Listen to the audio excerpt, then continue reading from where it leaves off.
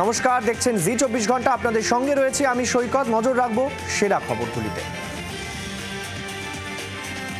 ফের রেফার রোগ, হাসপাতালে দুয়ারে অসুস্থ শিশু। মেদিনীপুর হয়ে সিএনএমসিতে নিয়ে যাওয়া হয় শিশুকে। আইসিইউতে বলে শিশুকে ফিরিয়ে দেওয়ার অভিযোগ। সিএনএমসি থেকে নিয়ে অসুস্থ শিশুকে নিয়ে যাওয়া হলো এসএসকেএমেও বেড নেই বলে শিশুকে ফিরিয়ে দেওয়ার অভিযোগ। অবশেষে বিসি রায় শিশু হাসপাতালে ভর্তি করা হয় অসুস্থ শিশুকে। জানা গিয়েছে শুক্রবার নিউমোনিয়া আক্রান্ত হয়ে মেদিনীপুরে ভর্তি হয়েছিল ওই শিশু। পরে শ্বাসনালীতে খাদ্য আটকে যাওয়ায় কলকাতায় রেফার করা হয় 2.5 বছরের শিশুকন্যাকে।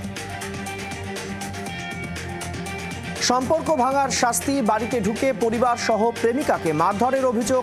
প্রেমিকের বিরুদ্ধে অপমানে আত্মঘাতী প্রেমিকা।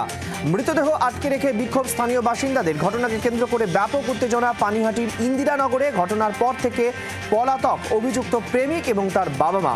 অভিযুক্তের দিদিকে গ্রেফতার করেছে খড়দহ থানার পুলিশ। বাকি অভিযুক্তদের খোঁজে বিভিন্ন জায়গায় তল্লাশি চালাচ্ছে পুলিশ। মগরাহাটে আবাস যোজনায় কাটমানি নেওয়ার অভিযোগ। অসম্পূর্ণ ঘর ঝুপড়িতে দিন কাটাচ্ছেন বিধবা বৃদ্ধা।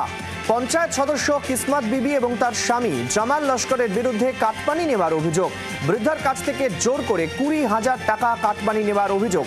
কাটমানির টাকা দেওয়ায় হাতে না পেয়ে ঘর অসম্পূর্ণ থেকে যায়। ফলে ভরা বর্ষায় কাগজ ঘেরা ঝুপড়িতেই দিন কাটাতে হচ্ছে ওই বৃদ্ধাকে। উস্তি থানা এবং বিডিও অফিসে লিখিত অভিযোগ দায়ের করেছেন ওই বৃদ্ধা। দিল্লির বন্যা পরিস্থিতির আরো ভয়াবহ। বিপদসীমা অতিক্রম করেছে যমুনার জল। যমুনা নদীর তীর ভেঙে যাওয়ায় বন্যার আশঙ্কা দিল্লিতে। ইতিমধ্যেই জল ঢুকতে শুরু করেছে নদী তীরবর্তী এলাকায়।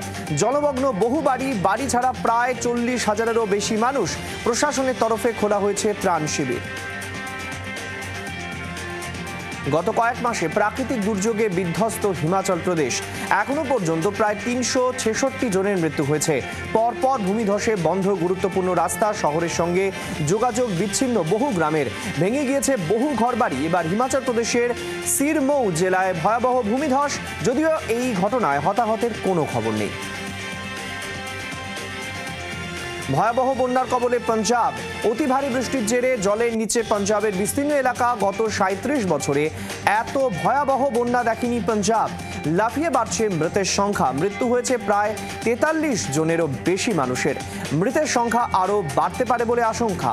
নিখোঁজ বহু উদ্ধার কাজ চালাচ্ছে রাজ্যের মোকাবেলা বাহিনীর 23টি দল। উদ্ধার কাজে হাত লাগিয়েছে ভারতীয় সেনার 3 বাহিনী। বিপর্যয় সামলাতে পৌঁছেছে দিল্লি এইমসের একটি মেডিকেল টিম। বাংলার আওয়াজ, বাঙালির আবেগ, জি 24 ঘন্টা।